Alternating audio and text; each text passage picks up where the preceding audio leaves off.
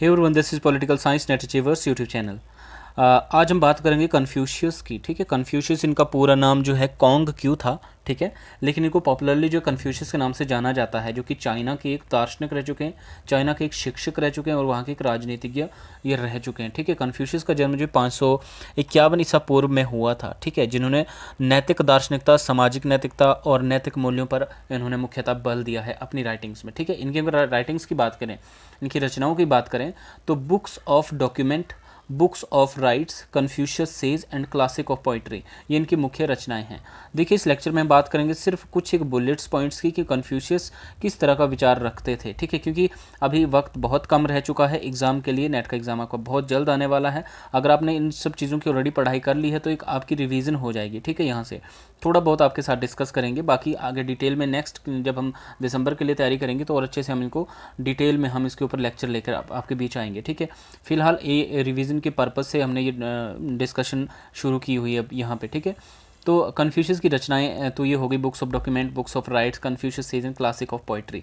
इसके साथ साथ अगर हम कन्फ्यूशियस की बात करें तो इन्होंने चीन की व्यवस्था में सुधार लाने का एक प्रयत्न किया था। ठीक है, और एक आदर्श समाज में 4 वर्ण होने चाहिए, ये यहाँ पे वर्ण व्यवस्था को जो समर्थन देते हैं। ठीक है, कहीं ना कहीं इन्होंने चीन की व्यवस्था में सुधार के लिए शांति और एकता स्थापित करने की बात की है। ठीक है, एक शक्तिशाली और व्यवस्थित चीन का निर्माण करना इनका मुख्यतः प्रयास रहा है। ठीक है, और उनका ये मानना था कि एक आदर्श व्यवस्था या एक आदर्श समाज में जो है 4 वर्ण होने चाहिए, एक वर्ण व्यवस्था का इन्होंने समर्थन किया है। ठीक है, सबके लिए समान शिक्षा की बात करते हैं। ठीक है, अगर शिक्षा की बात की जाए तो चाहे वो पुरुष हो चाहे स्त्री हो, सबके लिए जो समान शिक्षा की इन्होंने बात की। किंतु देखिए, राजनीतिक, सामाजिक और प्रशासनिक जो अधिकार हैं वो सिर्फ पुरुषों को देने की इन्होंने बात की। मतलब यहाँ पे राजनीतिक, सामाजिक और प्रशासनिक अधिकार जो स्त्री को देने की बात नहीं की है, सिर्फ और पुरुषों को देने की बात की है।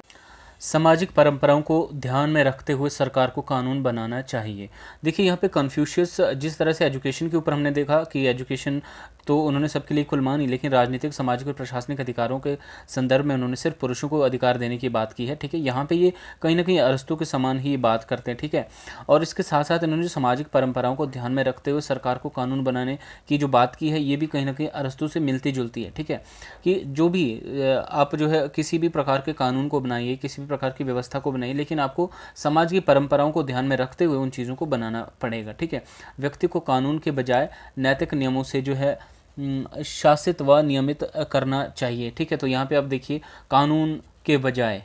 ठीक है, जैसे हमने प्लेटो के संदर्भ में पढ़ा था, तो प्लेटो भी कहाँ कानून को मानते हैं यार। ठीक है, तो कहीं ना कहीं प्लेटो ने भी नैतिकता को ही बल दिया है। ठीक है, तो और इनका भी मुख्यतः जो इनके विचारों का मुख्य दिशा, वो इनके विचारों का मुख्य दिशा भी नैतिकता ही रहा है, जहाँ पे ये कानून की अपेक्षा नैतिकता को ज़्यादा महत्व देते हैं। ठीक है, कि हमें जो व्यक्ति होते हैं उसको संचालित करने के लिए आप कानून नहीं बल्कि उसके अलावा आप नैतिक नियमों से जो है उसको नियमित और संचालित कर सकते हैं। साथ ही साथ उन्होंने चीन को एक यूनिफाइड रॉयल स्टेट बनाने की इन्होंने बात की है। ठीक है, वो चीन को क्या बनाना चाहते थे कि यूनिफाइड रॉयल स्टेट बनाना चाहते थे, और लोकतंत्र में विश्वास नहीं करते थे। अब लोकतंत्र में तो प्लेटो भी विश्वास नहीं करते हैं। ठीक है, और कन्फ्यूशियस का लोकतंत्र में विश्वास नहीं करने का कारण क्या है? देखिए, कन्फ्यूशियस को जो है प्रतिनिधि शासन में विश्वास नहीं था। अब लोकतंत्र में क्या होता है कि हम अपने प्रतिनिधियों को आगे भेजते हैं। ठीक है भाई, लोगों ने प्रतिनिधियों को चुन करके आगे भेजा है। ठीक है, डायरेक्ट इलेक्शन के द्वारा। ठीक है, इनडायरेक्टली। ठीक है, तो खैर उस टाइम तो बहुत छोटे छोटे, आपको पता है, आपके स्टेट्स होते थे, छोटे छोटे सिटी स्टेट्स होते थे, तो पॉपुलेशन इतनी ज़्यादा नहीं थी, और एक तरह से एक डायरेक्ट डेमोक्रेसी का जो कॉन्सेप्ट उस टाइम देखने को मिलता है कि लोग जो डायरेक्टली जो है अपने उस जो भी एक सभाएं होती थी वहाँ पे पार्टिसिपेट कर सकते थे। लेकिन अगर आज के कॉन्टेक्स्ट में बात की जाए, जहाँ पे एक इतनी वास्ट पॉपुलेशन है, तो ये यहाँ पे इनडायरेक्ट डेमोक्रेसी। क्यों? क्योंकि लोग एक्टिवली उसमें पार्टिसिपेट करना मतलब पॉसिबल नहीं है इतनी वास्ट पॉपुलेशन में। तो क्या होता है कि लोग अपने प्रतिनिधियों को चुन करके आगे भेजते हैं। ठीक है, तो उसको क्या बोलते हैं? प्रतिनिधित्व शासन। तो कन्फ्यूशियस जो होते हैं, कन्फ्यूशियस जो थे, उन्होंने जो प्रतिनिधि शासन में विश्वास नहीं किया। क्यों? क्योंकि वो ये मानते थे कि लोग इतने भी समर्थ नहीं हैं कि वो अपने लिए अपने प्रतिनिधियों का चयन अपनी बुद्धिमत्ता या अपने दिमाग से इतने मतलब कर सकें। ठीक है, उनको वो अभी इतने भी समर्थ नहीं, इतने ज्ञानी नहीं हैं लोग कि वो अपने प्रतिनिधियों का चयन कर सके। इसलिए वो कहीं ना कहीं प्रतिनिधि शासन में विश्वास नहीं करते हैं, लोकतंत्र में विश्वास नहीं करते हैं। ठीक है, आगे कन्फ्यूशियस शैक्षणिक समानता के संदर्भ में जब बात करते हैं तो शैक्षणिक समानता, जो शैक्षणिक समानता की बात की है उन्होंने कि सभी को जो शिक्षा जो है समान तौर पर मिलनी चाहिए, चाहे पुरुष है चाहे औरत है, ठीक है। लेकिन इसके अतिरिक्त उन्होंने अधिकारों के संदर्भ में बात की कि अधिकार जो समान नहीं होंगे, ठीक है। मतलब पुरुषों को अधिकार जो कंपैरेटिव टू महिलाएं, उनके कंपैरेटिवली पुरुषों को ज़्यादा अधिकार, या इवन जो राजनीतिक और एक जो प्रशासनिक अधिकार है, ठीक है, सामाजिक राजनीतिक और प्रशासनिक अधिकार, उसमें जो है पुरुषों का प्रभुत्व बना रहेगा, या औरतों को उतने अधिकार नहीं मिलेंगे जितने पुरुषों को दिए जाएंगे, ठीक है। इस तरह से शैक्षणिक समानता की बात यहाँ पे देखने को मिलती है, लेकिन अधिकारों के कॉन्टेक्स्ट में ये समानता नहीं है, ठीक है। और मानव स्वभाव के बारे में क्या कहते हैं, तो मानव को उन्होंने स्वभाव से बिल्कुल अच्छा माना है और अधिकार केवल पुरुषों को ही अधिकार देने की उन्होंने बात की है, ठीक है। तो ये कुछ एक इंपॉर्टेंट फैक्ट्स थे कन्फ्यूशियस के संदर्भ में, ठीक है। हो सकता है इस तरह से कुछ एक इंपॉर्टेंट या से चीज़ें आपके काम आ जाएँ, ठीक है। तो एक छोटा सा टॉपिक था, ठीक है, छोटी सी जानकारी थी हमारे पास कन्फ्यूशियस के बारे में। तो आई होप आपकी एक अच्छी रिवीजन हो चुकी होगी इससे।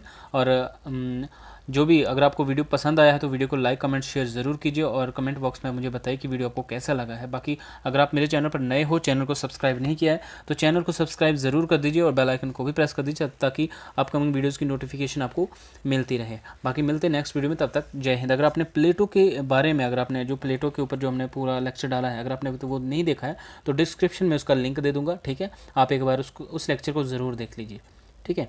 बाकी थैंक यू सो मच, मिलते हैं नेक्स्ट लेक्चर में, तब तक जय हिंद।